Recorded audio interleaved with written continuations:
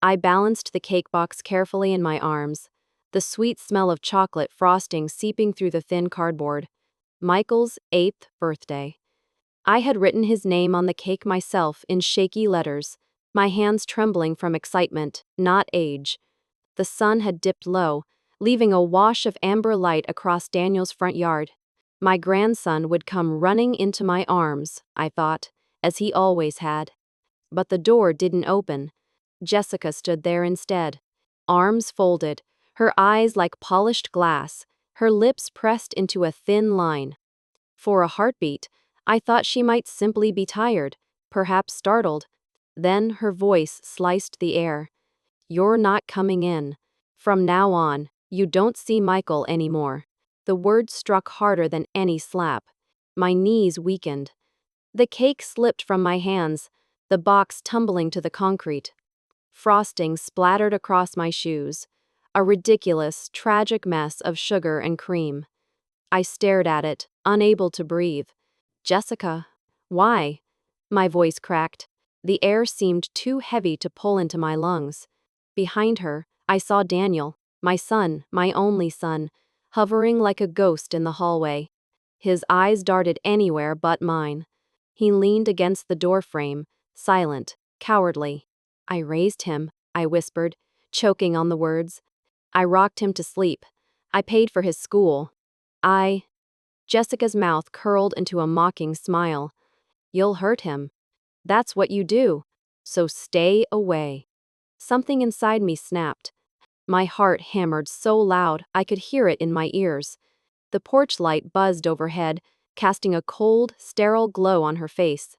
I felt the sting of tears, but refused to let them fall. Not in front of her. Daniel finally spoke, his voice low, almost apologetic. "Mom, maybe it's better if—" He stopped, swallowed hard. His shoulders sagged. He wouldn't even meet my gaze. I felt the world tilt beneath me. I gripped the railing to steady myself. My hands were sticky with chocolate, absurdly, as if the cake had bled into my skin. Better?" I croaked. "Better for who, Daniel? For your wife, or for your son who loves me?" He said nothing. Jessica shifted, blocking the doorway with her whole body like a guard dog.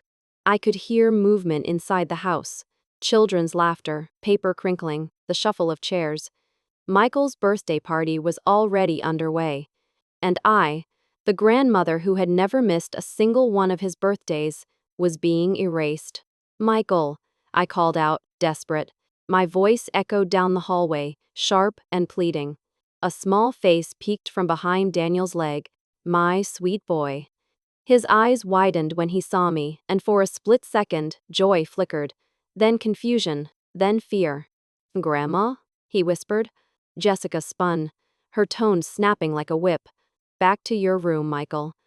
Now." His little body flinched. But before he turned, I saw it. His eyes shimmering with panic, a silent plea I could almost hear. "Don't leave me, Grandma." Then the door slammed. The sound reverberated through my chest like a gunshot.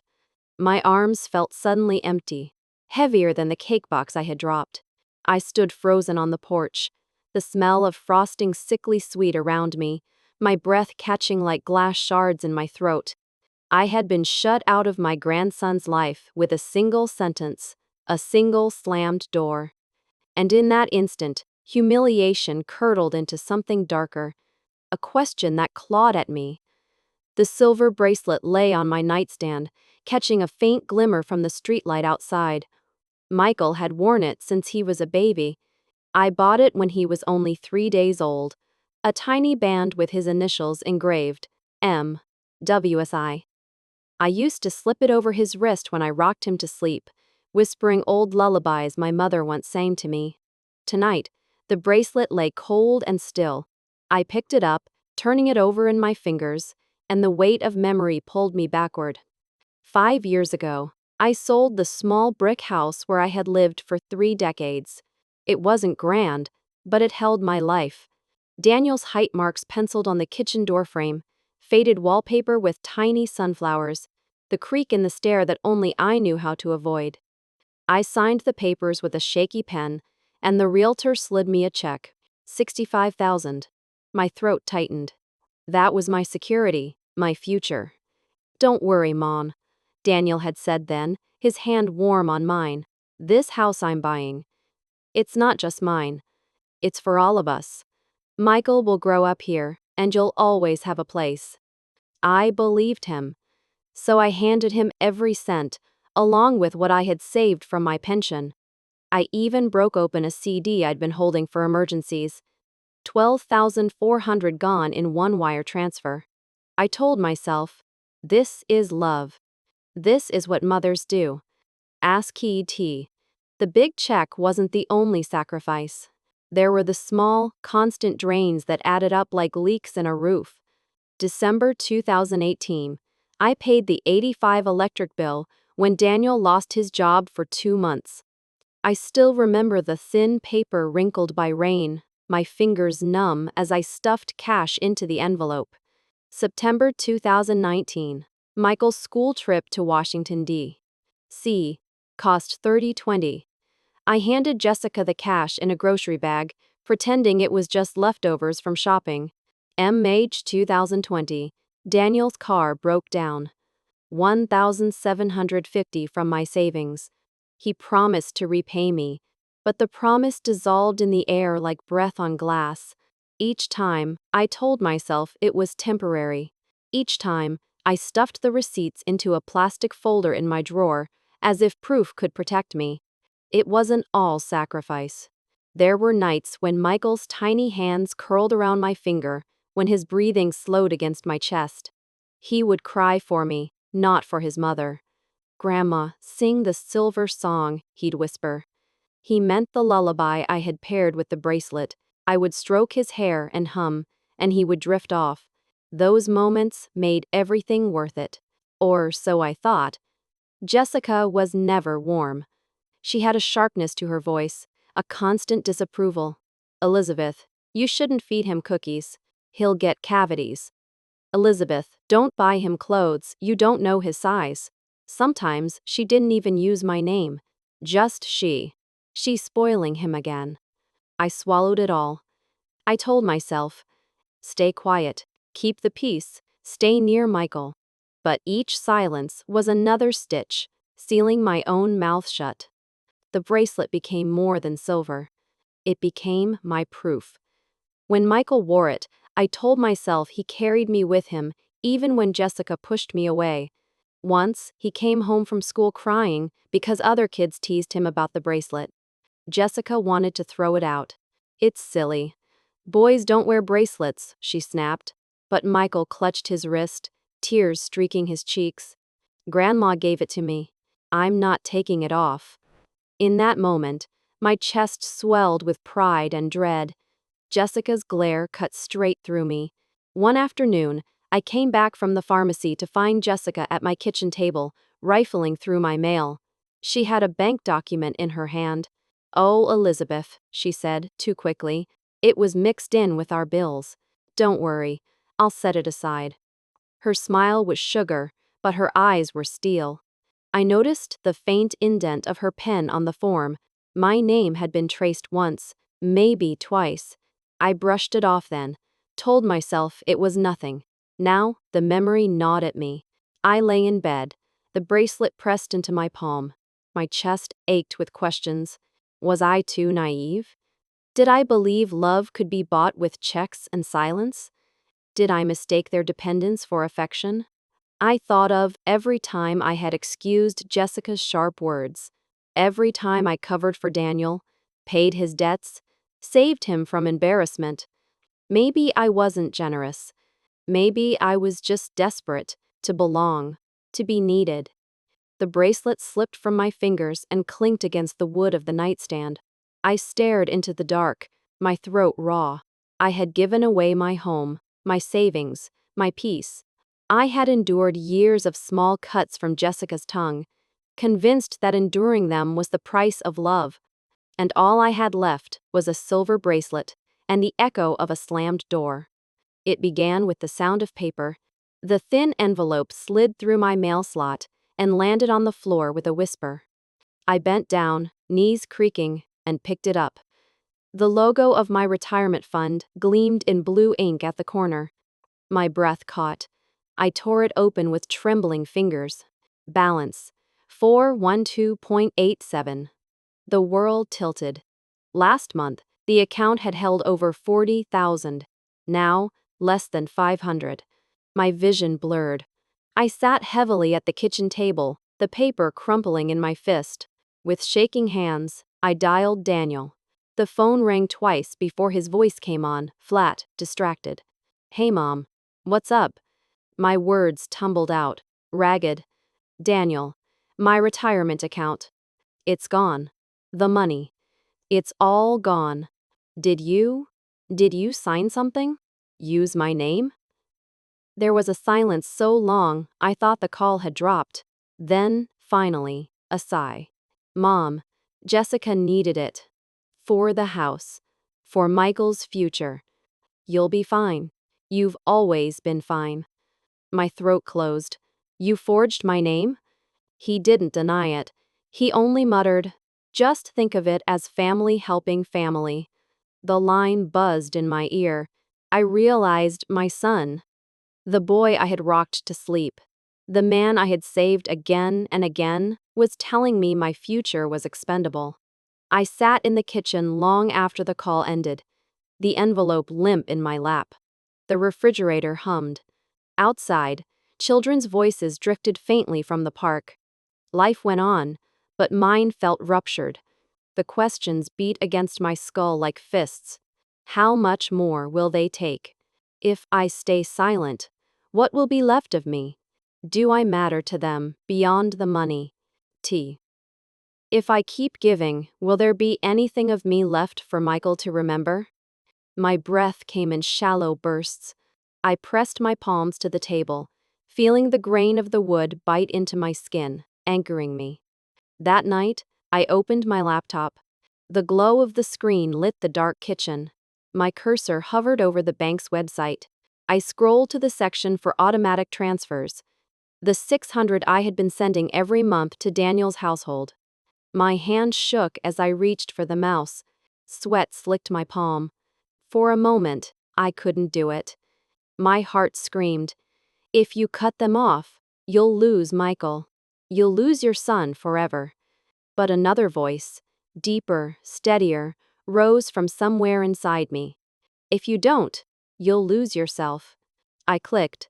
The screen asked, "Are you sure you want to cancel this transaction?" My finger hovered. Then, with a breath that rattled like thunder in my chest, I pressed, "Yes." A tiny chime confirmed it. Just a sound, no louder than a drop of water in a sink. But it felt like a cannon blast. I sat back, my hand still trembling on the mouse.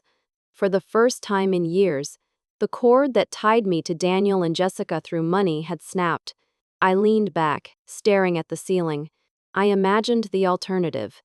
Another year of checks, each one draining me, until there was nothing left but debt. Michael growing up thinking grandma was only a wallet that opened on command. My final years spent apologizing for existing, begging for scraps of affection. The image hollowed me out. That was the price of silence. And in that moment, silence was no longer an option. I closed the laptop. The kitchen clock ticked. My breathing steadied. The old me. The woman who apologized, who endured every insult, who paid every bill without question. She was gone. In her place sat someone sharper. Someone who knew the cost of waiting too long. My words, once shaky whispers, hardened into stone inside me. If I don't fight, I will disappear. Tonight, I choose not to disappear. I stood, shoulders squared, the envelope from the retirement account still clutched in my fist. For once, the paper didn't feel like defeat. It felt like proof. Evidence. A weapon. And I vowed then, I would not be erased. The knock came just after sunset. 3 sharp raps, fast and impatient. I froze with my teacup halfway to my lips. The house was quiet, except for the clock ticking on the mantel. But suddenly, the air felt poisoned. I set the cup down, porcelain clinking against the saucer. On the table sat a neat stack of bills and letters, my life condensed into paper. I had locked the door twice, as I always did now, but the sound of that knock pierced right through the new brass lock. I opened the door. Daniel stood there, shoulders squared but eyes shifty. Jessica was beside him, a leather folder tucked under her arm. She didn't bother to hide her smirk. "Mom," Daniel said, too casual. "We need to talk." I stepped aside. They entered like they owned the place. We sat in the living room, though it didn't feel like mine anymore. The sofa creaked under their weight. Jessica laid the folder on the coffee table, its edges sharp against the worn wood. I saw the glint of clipped papers inside, black ink bleeding through. The lamp cast a yellow circle of light, but it only made their faces look harder, as if carved from stone. I folded my hands in my lap to keep them from trembling. Jessica's voice was syrupy at first. "Elizabeth, we're here because we care. You're getting older, and things can get confusing." I flinched. "I'm perfectly capable." Daniel leaned forward, elbows on knees. "Mom, it's not about capability. It's about safety. If you sign these papers, we can manage things for you. Bills, property, everything." My eyes flicked to the folder. "Papers?" Jessica slid the folder open. A pen gleamed against the stack. "Just a simple authorization. Sign, and we'll make sure you don't have to worry about anything ever again." I steadied my breath. "I've managed for 68 years, without you running my life. I can keep doing it." Jessica's smile thinned, the sweetness gone. "Elizabeth, don't be stubborn. Think of Michael. Don't you want him safe? Don't you want him happy?" My throat tightened at the sound of his name. "Of course I do." "Then do what's best for him," she snapped. "Sign." Daniel pushed the papers toward me. "Just a signature, Mom. That's all. Then we can all move on." I touched the edge of the page. The paper was cold, slick. My name was already typed neatly at the bottom, a blank line waiting to trap me. Jessica's voice cut in, sharp as glass. "If you refuse, Michael won't see you again. Not ever." The room spun. For a moment, my breath caught like I'd been punched. My own grandson, dangled like bait. I lifted my gaze, met hers head on. "You'd use him like that?" She didn't blink. "I'll do whatever it takes." Daniel slammed his hand against the table, the sound like a gunshot.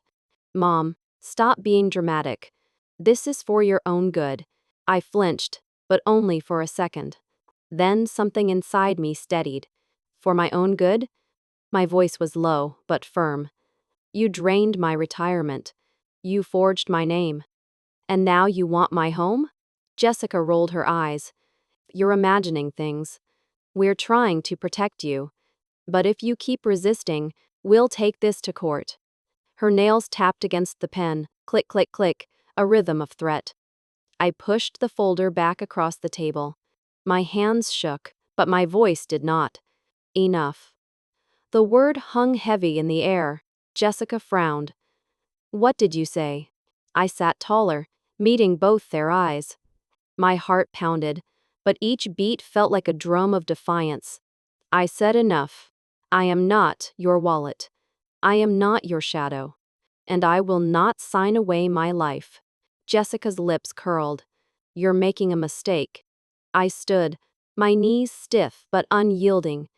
My breath came heavy, but my voice sharpened to a blade. "No. The mistake was mine, believing silence would keep peace. But silence only fed your greed." Daniel's face flushed. "Mom," I cut him off, "I gave you life. I raised your son when you couldn't. But my right to live, to decide, is mine alone. That, Daniel, you will not take." The words rang louder than the clock ticking behind me, louder than the thudding of my own heart. Jessica snatched the folder, snapping it shut. She rose so quickly, the sofa groaned. "You'll regret this," she spat. Daniel lingered a moment longer, his eyes flickering with something, shame, maybe, or fear. But he said nothing. He followed her out. The door slammed. The echo rattled the windows, then faded into silence. I sank into the armchair. My hands still trembled, but not from fear, from release. The papers remained on the table, a faint indentation from the pen marking the spot where my name should have been. I exhaled, long and heavy. My chest ached, but beneath it, a fire burned. Small, steady, unyielding. For the first time in years, I felt something I thought I had lost. I felt mine. The envelope arrived on a Tuesday morning. It was thick, official, stamped with the county seal. My hand shook as I slid it open, and by the second line, my breath was gone. Summons to appear in court. Daniel and Jessica had filed a petition claiming I was mentally incompetent, asking the court to appoint them as my legal guardians, which meant full control of my property, my accounts, my life. My vision blurred. The paper slid from my fingers and fluttered to the floor. I sank into the armchair, clutching my chest as though the words themselves had weight. Outside, I heard voices. Two neighbors stood by their mailboxes, whispering. I imagined the words darting between them like knives. She's lost it. Poor Elizabeth. Maybe it's true. I curled forward, burying my face in my hands. My body shook with sobs I couldn't hold back. That evening, there was a knock on my door, gentler than the last one. I opened it to find Margaret, my neighbor of 20 years. Her face was lined but fierce, her gray hair tied back. She stepped in without asking, took one look at my blotched cheeks, and sat beside me. She reached for my hand, her grip firm. Elizabeth, don't let them do this to you. You're not crazy. You're not helpless. You have to fight. I tried to speak, but my voice cracked. They're saying I can't take care of myself. That I'm confused. Margaret squeezed tighter. Confused? You? I've seen you balance your checkbook down to the penny. You water your garden at the same time every day. You are sharper than half this town. Her words steadied me. For the first time since the envelope arrived, I felt a flicker of heat in my chest. The next morning, I walked into the office of David Harris, a local attorney recommended by Margaret. He was younger than I expected, mid-30s, with tired eyes but an attentive posture. He listened as I laid everything out. The drained retirement account, the pressure to sign papers, the slammed door on Michael's birthday. When I finished, silence hung between us. Then he nodded once, decisively. Mrs. Moore, you're not crazy. You're the victim of exploitation. And we can prove it. My eyes welled again, but this time from relief. You believe me? I do. But belief isn't enough. We'll need evidence, bank statements, notes, witnesses, anything that shows you are capable and that they aren't trustworthy. I reached into my bag and pulled out the plastic folder I'd been stuffing with receipts and letters for years. I set it on his desk. Then let's begin, I said. Words spread quickly. At the grocery store, I felt eyes follow me. I caught a whispered fragment near the produce aisle. They say she left the stove on 3 times last week. At church, someone pressed my hand and murmured, "Don't worry, dear, they'll take good care of you." The lies stung worse than the summons itself. Jessica and Daniel were weaving a story, and people were believing it. One afternoon, David called. They've listed witnesses, a neighbor claiming you wandered at night, a pharmacist who supposedly saw you confused with prescriptions. I nearly dropped the phone. That never happened. I know, he said, but lies can sound true if they're repeated often enough. That's why we'll counter with the truth. At night, I began writing in a journal, each entry dated, each page neat. I described my errands, the exact amounts I spent, even what I cooked. Proof, in case they claimed otherwise. I pressed Michael's silver bracelet against the page as I wrote, the cool metal steadying my hand. It was my anchor, my reminder that I wasn't invisible. that someone loved me once without condition. On quieter evenings, Margaret joined me for tea. We sat at the kitchen table, and she would tease, "If this is what losing your mind looks like, then I hope I lose mine the same way." Her laughter gave me breath. But then the calls began. Blocked numbers. Long silences when I answered. Once, Jessica's voice hissed down the line. "Drop the lawyer, sign the papers, or court will destroy you." I hung up, my heart thundering. Another night, I found a note shoved under my door. "Save yourself embarrassment." Fanned over the house. H my R. I showed it to David. He scanned it, his jaw tightening. This isn't just a family dispute anymore. This is coercion. And it will only help our case. For balance, there were moments of kindness. The pharmacist, Mrs. Patel, agreed to testify that I was always precise with my prescriptions. The locksmith remembered me clearly when I changed my locks, describing me as sharp, determined, very clear in her request. Even the mail carrier stopped me one afternoon. "Don't let them bully you, Elizabeth. You've always been steady." Each word was a stone against the avalanche of lies, yet fear still stalked me. One night, I woke at 3 a.m., convinced I heard footsteps outside my window. I lay rigid in bed, clutching the bracelet to my chest. I whispered into the dark, "What if the court believes them? What if truth isn't enough? What if I lose not just money, but myself?" The questions circled like vultures, refusing to leave. As the court date drew near, I gathered my folder, my journal, my courage. But late one evening, as I locked the door and stood in the dim kitchen, the thought struck hard. If my own son can stand against me in court, will the judge stand with me? Or against me too? The question lingered in the silence, colder than any knock on the door. It happened on an ordinary afternoon. I was sorting through the pile of mail and papers Jessica had left behind during her last visit, her leather tote carelessly spilling onto my chair. I meant only to tidy up anything to keep my mind steady before the trial. Then I saw it.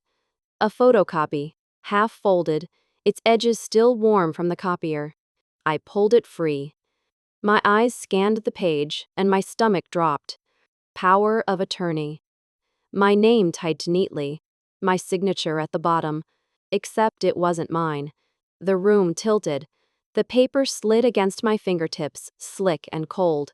The ink of the signature was heavy, too deliberate, every loop exaggerated. I knew my own hand. This was a stranger's attempt to wear my skin. My chest tightened. The ticking of the wall clock thundered in my ears, each second dragging nails across my spine. "They forged me," I whispered. My voice cracked against the empty walls.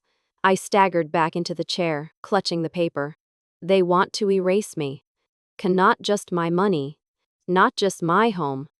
They want to wipe my name from my own life. If I sign nothing, they will sign for me.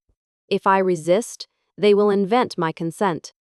My breath came in shallow bursts, like I was drowning in air. I pressed the page flat on the table, forcing myself to look at it. The black lines blurred, the signature taunting me.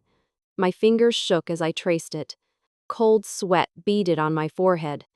The paper felt heavier than stone, as if all my years of sacrifice, all my silence, were pressed into that single sheet. For the first time, I felt not just betrayed, but hunted. I found myself speaking aloud, the words rising unbidden. "They want to erase me. They want to erase Elizabeth Moore." The sound of my own name steadied me. I folded the paper carefully, slid it into my folder of receipts and notes. My hands no longer trembled. They clenched. The next morning, I sat across from David Harris in his office. The blinds rattled softly against the window. My folder sat on the desk between us, swollen with years of proof. I pulled out the photocopy and placed it before him. "Look." He leaned forward, his brow furrowing. His finger traced the false signature, once, twice. Then he looked up, straight into my eyes. "This," he said slowly, changes everything. My heart thudded. You believe me? More than ever. This isn't incompetence. This is fraud. And fraud can be exposed. I swallowed, my throat raw. So I'm not crazy? His gaze was steady. No. You're holding the key to your own freedom. Something inside me broke free then. Not into grief, but into fire. For weeks, I had cried, begged, doubted myself. But here, in my hands, was proof that I wasn't imagining things. Proof that my son and his wife had crossed the line from betrayal into crime. The weight of that realization straightened my spine. I closed the folder, gripping it tight. My voice was quiet, but firm. I will not be erased. Not by them. Not by anyone. For the first time, the words didn't shake. They landed like stones. I left the office with the paper tucked safe under my arm. The air outside was cold, biting, but I inhaled deeply. The war wasn't over. It was only beginning. But I was no longer just defending myself. I was ready to fight. My dining table no longer looked like a place for meals. It had become a battlefield. Stacks of folders covered the wood, each one bulging with receipts, bank statements, letters. Red tabs stuck out at angles like flags on a map. The old plastic folder I had kept for years, once a quiet habit, was now my arsenal. Every evening, I sat at that table with David Harris. His pen scratched across yellow legal pads as we sorted through evidence. Bank withdrawals, forged documents, even the note Jessica had shoved under my door. Each page slid into its place with a sharp snap of the binder rings. This is how we fight, David said one night, tapping a stack of statements. Not with shouting, not with fear. With proof. Word of the upcoming trial spread, and slowly, allies emerged. Margaret brought me her calendar, marked with dates she had seen Jessica screaming on my porch. Mrs. Patel from the pharmacy stopped by with her logbook, showing every prescription I'd filled. Always accurate, never confused. Even the locksmith agreed to testify, recalling in detail the day I asked for new locks, my instructions clear and firm. Each person handed me a piece of paper, a scrap of truth. I tucked them into the red tabbed folders, my heart swelling with a mixture of gratitude and determination. For once, I wasn't alone. Still, the hardest part wasn't the evidence. It was my voice. At night, when the house was quiet, I stood before the tall mirror in my bedroom. I practiced saying my name, my story, the facts. The first time, my voice trembled. My throat closed on the words. I looked at my reflection. An old woman, shoulders hunched, eyes red, and shame washed over me. But I tried again. The second night, I held the silver bracelet in my hand as I spoke. My name is Elizabeth Moore. I am not incompetent. I know exactly what has been done to me. My voice cracked halfway, but it was steadier. The third night, I stood straighter. I forced myself to meet my own eyes in the glass. I gave my son money, yes. I trusted him. That was not confusion. That was sacrifice. And I will not be erased. The words began to sharpen. The tremor lessened. My reflection shifted. Not a victim, but a witness. Sometimes, as I practiced, memories surfaced. Moments when I had swallowed my protests. Jessica snapping at me for buying Michael a winter coat. Daniel asking for just one more loan. Me nodding silently, folding away my feelings for the sake of peace. I paused, gripping the edge of the dresser. The woman in the mirror stared back, her jaw tight. Never again, Doddits. The night before trial, Margaret stopped by with a casserole, though I barely had an appetite. She patted my shoulder. You've already won in one way, Elizabeth. You found your courage. David called later, his voice calm. Get rest tonight. Tomorrow you don't have to convince the world of your worth. Just tell the truth. That's enough. I thanked him, my throat thick. When they left, I returned to the dining table one last time. I flipped through each folder, double-checking every red tab. The papers rustled like the hiss of a blade being drawn from its sheath. Close to midnight, I returned to the mirror. The room was dark, except for the small lamp. My reflection looked tired, lined with years of sacrifice, but the eyes were steady. I spoke softly, but each word landed with weight. Tomorrow, I will not tremble. Tomorrow, I will not be silent. I will speak the truth. The bracelet glinted in the lamplight, circling my wrist like a promise. I placed my palm flat against the glass, as though sealing a pact with myself. Then I whispered the final vow. Tomorrow, I will not be afraid. I will speak, and the truth will stand. The courtroom was colder than I expected. Light poured in through tall windows, pale and unforgiving.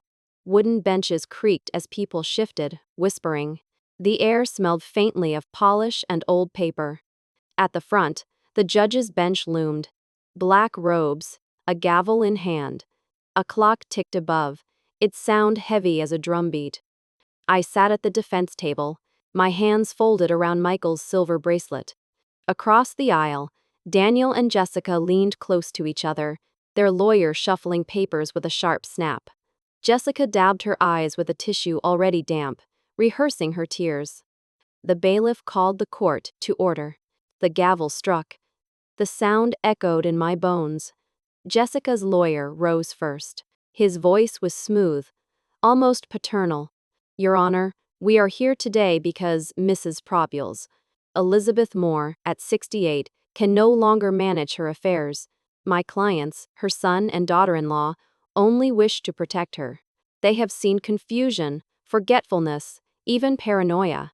They seek guardianship not out of greed, but of love. Jessica pressed the tissue harder to her eyes.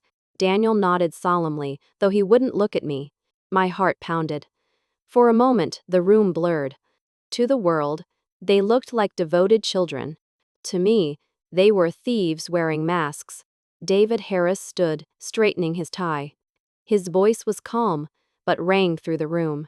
Your Honor, what my client has suffered is not confusion. It is exploitation.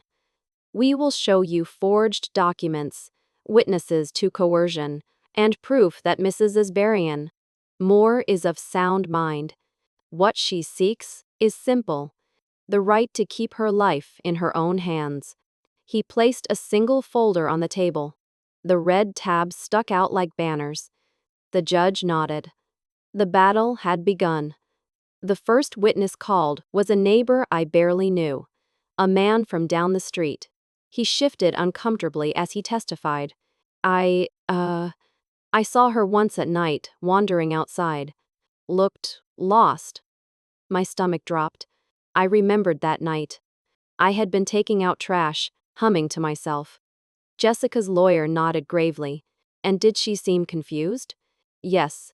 She asked what day it was. A ripple went through the gallery. Shame burned my cheeks. Then David rose. Mr. Jenkins, isn't it true you'd just come back from the bar that night? The man stammered. Well, yes. And wasn't it raining? Could it be she simply asked about the date to confirm her mail was late? The witness faltered, mumbling. The judge's eyebrows knit. The first crack appeared. The next witness was Mrs. Patel, the pharmacist. She stood straight, her white coat crisp. I have filled Mrs. Moore's prescriptions for years. She always knows what she needs, down to dosage and refill dates. Her mind is sharp. She keeps detailed notes. Jessica's lawyer tried to rattle her. But isn't it possible she confused medications once? Mrs. Patel's eyes flashed. No, not once. In fact, she corrects me if I miss a detail. I felt my throat loosen. Truth was slipping through. Then came Mr. Allen, the locksmith. She asked me to change her locks last fall. She gave clear instructions, signed the receipt, and even reminded me to reset the deadbolt code. No confusion at all. The gavel tapped for silence as murmurs rose. Finally, Margaret took the stand. She glanced at me, then squared her shoulders. I have lived next to Elizabeth for 20 years. I've seen her pay bills on time, keep her garden immaculate, remember birthdays down to the hour. The only confusion I've seen is how she keeps forgiving people who don't deserve it. A hush spread across the room. My eyes stung. But then Daniel rose. My son. He couldn't meet my eyes. His voice was low, rehearsed. My mother. She's been slipping. She forgets conversations. She repeats herself. We only want to keep her safe. Each word stabbed deeper than any lie Jessica had told. His mouth spoke betrayal. But it was his eyes that broke me. The way they slid away, refusing to see me. I gripped the bracelet so hard it cut into my palm. David stood again, his movements precise. Your Honor, we present Exhibit A. A forged power of attorney, bearing Mrs. Stark, Moore's falsified signature. Compare it to her actual signature on file. The difference is clear. He placed the documents side by side. Even from my seat, the forgery screamed its falseness. Gasps rippled. The judge leaned forward, eyes narrowing. Furthermore, David continued, we submit bank records showing unauthorized withdrawals, traced back to accounts controlled by Jessica Moore. Jessica's face blanched. Her lawyer shuffled, sputtering objections. The judge overruled. The tide was shifting. David nodded to me. My legs trembled as I rose. The courtroom blurred, then sharpened as I placed my hand on the stand. The oath echoed in my ears. I looked out, at the judge, at strangers, at Daniel avoiding my gaze.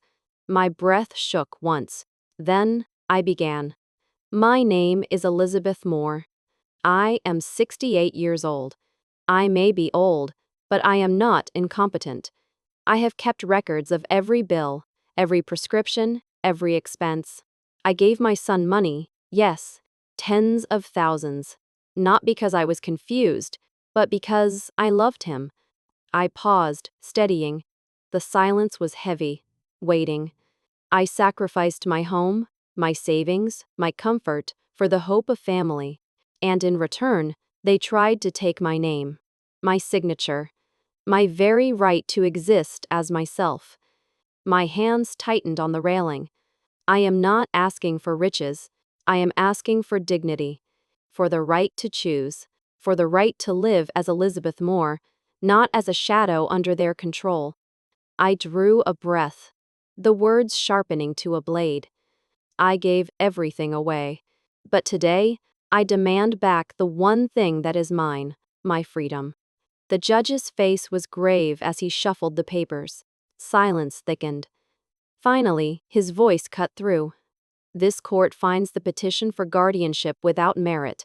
The alleged evidence of incompetence is refuted. The power of attorney is proven fraudulent. All claims are dismissed. The gavel struck, sharp and final. Mrs. Moore retains full rights over her affairs. Case closed. The words washed over me like a storm breaking into sunlight. The room erupted, some murmurs of shock, others of relief. Jessica's face crumpled. Daniel slumped. His lawyer gathered papers with frantic hands. But I heard none of it. My shoulders, tight for months, loosened. My lungs filled with air that no longer burned. Tears spilled, but they weren't bitter. They were salt and release. I glanced at the windows. Sunlight had shifted, falling directly onto my hands. The silver bracelet glinted, bright as a promise. For the first time in years, I smiled. Small, trembling, but real. The war was not only won in court, it was won inside me. When I stepped back into my apartment, the silence startled me. After hours in the noisy courtroom, voices raised, gavels striking, papers rustling. The hush was almost deafening. My keys clattered on the table, echoing too loud in the stillness. The walls stood the same, the furniture unchanged, but the air felt different, lighter, as though the house itself exhaled after holding its breath for months. I dropped into the armchair, exhaustion rolling over me. Victory had weight. It pressed on my bones as much as the fear once had. On the nightstand lay Michael's silver bracelet. I picked it up, the metal cool against my palm. I traced the tiny engraved initials, M, W, and tears blurred my vision. I whispered into the quiet, I won. But why does it still feel like I lost something? The bracelet didn't answer. It only glimmered in the faint lamplight, a reminder of love that felt both near and impossibly far. I leaned back, staring at the ceiling. Topic and fools of the palace. The court believed me. The lies were shattered. So why do I still feel hollow? The question circled. Is freedom enough when the people I loved most no longer stand beside me? Is survival victory? Or is it just the beginning of another kind of loneliness? My chest ached, not from fear this time, but from grief too tangled to name. Eventually, I rose. My body moved on instinct, filled the kettle, set it to boil, pulled down the old teacup with the tiny chip at the rim. The whistle sounded, sharp and steady. I poured the water, watched the tea leaves bloom and swirl. Steam curled against my face, warm and human. I carried the cup to the window and pushed it open. Cool night air swept in, brushing my skin. Somewhere in the distance, a dog barked. Life carried on. I sipped slowly. Each swallow grounded me. The tea tasted the same as always. Bitter, earthy, but tonight it felt like a promise. I was still here.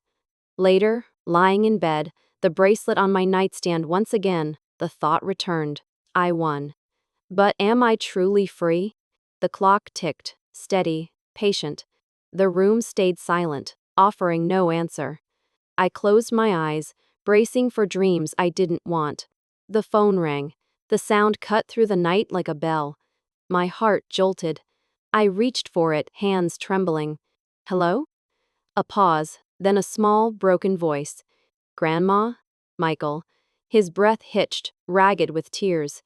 Grandma, I miss you. I believe you. The dam broke. Tears spilled hot and unstoppable down my cheeks. Oh, sweetheart, I whispered, clutching the phone. I miss you too. More than you know. His sobs crackled through the line, but in them I heard truth. Pure and untouched by lies. And for the first time since the door had slammed shut on his birthday, I felt a piece of myself knit back together. I set the phone down gently after the call ended, my cheeks still wet. The bracelet gleamed in the lamplight. Freedom was mine now. But more than that, I had not lost him. Not completely. I pressed the bracelet to my chest and whispered into the dark. I may have stood alone in court, but I am not alone. The first morning in my new home, I woke to the sound of waves. The window was open, and the salt air slipped in like a whisper. I padded barefoot across the wooden floor, cool and smooth beneath my feet. Sunlight poured through sheer curtains, painting the room gold. On the balcony, a small table waited. I set down a cup of coffee light. Warm, fragrant. I lifted it with ease. For the first time in years, my hands didn't tremble. Once, I used to wake with the weight of a phone in my palm, dreading which demand would appear next. Now, I lifted only coffee, and it felt as light as freedom itself. Selling the apartment had been hard. It was large, comfortable, filled with reminders of what I had given and lost. But it also carried shadows. Whispers of slammed doors, forged signatures, the echo of Jessica's voice telling me I was unfit. When the papers were signed, I didn't cry. I walked out with only 2 suitcases and the plastic folder of evidence that had once saved me. I left behind the ghosts. This small seaside cottage, painted white with blue shutters, was mine alone. It didn't hold echoes of betrayal, only possibility. Days began to follow a gentle rhythm. In the mornings, I walked the shoreline, the waves curling over my ankles. The sea was patient, eternal. It didn't take, it only gave. Shells, foam, the steady heartbeat of tides.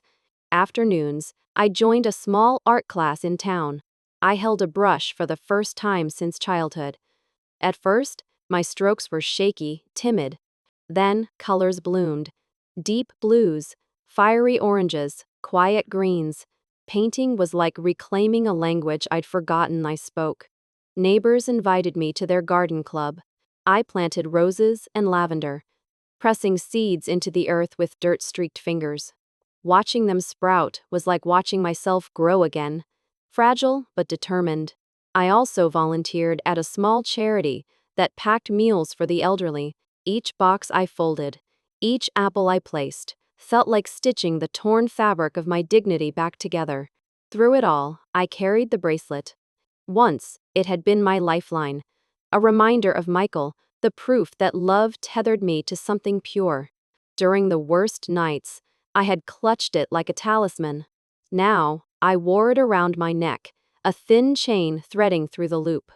It no longer weighed heavy with sorrow. It rested against my chest, steady and light, a symbol not of loss but of endurance. People often asked about it. I would smile softly. My grandson gave it meaning, I'd say, and that was enough. Sometimes, shadows crept back. I would remember Daniel's eyes turned away in court, or Jessica's cold smirk. The hurt was still there, but softer, dulled by distance. I didn't seek their apologies. I didn't wait for their remorse. Their absence was consequence enough. Instead, I chose to fill the silence with my own voice. I kept writing in my journal. This time not to defend myself, but to remember joy. A blooming rose, a finished painting, a child's laugh at the food bank. I often thought of contrasts. Before, I sat in heavy rooms, clutching bills, my phone buzzing with demands. Now, I sat on a wooden chair by the sea, sipping coffee. The only sound the cry of gulls. Before, I let silence swallow me to keep the peace. Now, I painted in bold colors, my canvases loud with life. Before, the bracelet was proof I hadn't been erased. Now, it was proof I had survived. The past and present stood like mirrors facing each other, but the reflection had changed. One evening, after painting class, I walked home under a lavender sky. The air was cool, the scent of salt and blooming jasmine mingling. I paused outside my cottage, hand on the gate, and it struck me. Freedom didn't roar. It didn't arrive with trumpets or banners. It was in the small things: the kettle's whistle, the brushstroke of blue paint, the soil crumbling between my fingers. Freedom was not grand. It was gentle, but it was mine. The next morning, I carried my coffee to the balcony again. The sun rose slow and steady, casting the sea in molten gold. I touched the bracelet at my throat. Once, I had lived locked inside walls others built for me. Now, I opened my door to the horizon. I lifted my cup and whispered, steady and sure, I am no longer locked inside a house built by someone else. I am the keeper of the key to my own freedom. Thank you for walking with me all the way here. I am Elizabeth Moore, a grandmother once pushed out of her grandson's life, but now a woman who has learned how to stand on her own 2 feet. If you've read this far, it means you didn't just skim a story. You carried some of its weight with me. And for that, I am deeply grateful. I want to leave you with just one question. If one day, the person you trusted most built a wall to keep you from your own grandchild, would you stay silent, or would you find the courage to stand up? That is the question I had to face. It tore me open. It forced me to choose between silence that suffocated me and a voice that saved me. What would you choose? If my story has touched you, I ask you to share a piece of yourself back. Leave a comment. Tell me what you would have done, or what you have done, when someone crossed your boundaries. Your words may be the lifeline someone else out there is waiting for. And if you believe stories like this matter, stories of loss, but also of standing up again, share this with someone who might need courage tonight. Don't forget to follow along. Every week, I tell a true journey. Some are painful, some are hopeful, all are real. And maybe, in these stories, You'll find not just my reflection, but pieces of your own. I once believed I had to remain a shadow to be loved. I believed giving everything meant I would be kept close. I was wrong. Now, I know this. Boundaries are not walls, they are doors, and we each hold the key to our own. So let me leave you with this vow. I speak for myself, and perhaps for you too. I am no longer a shadow behind someone else. I am the keeper of the door to my own freedom.